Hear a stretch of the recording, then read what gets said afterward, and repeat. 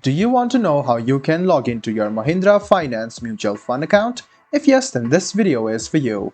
Hello and welcome to Tech Basics. It's your host back again with yet another interesting tutorial video. In this video, I'm going to teach you how you can log into your Mahindra Finance Mutual Fund account.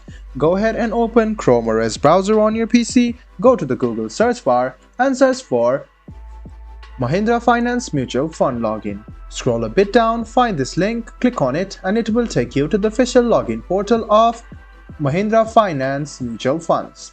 To log in to your account, go ahead and click Existing Investor. Write down your PAN card number in this box. Make sure your PAN card number is correct and after that write down your password in this box. Make sure your password is correct and then click Login.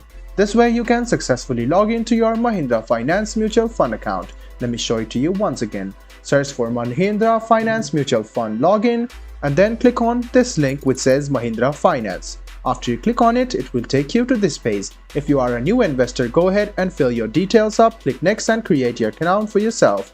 If not, if you are existing investor, go ahead and click on it, write down your PAN card, your password and then click login. This way, you can successfully log into your Mahindra Finance Mutual Fund account.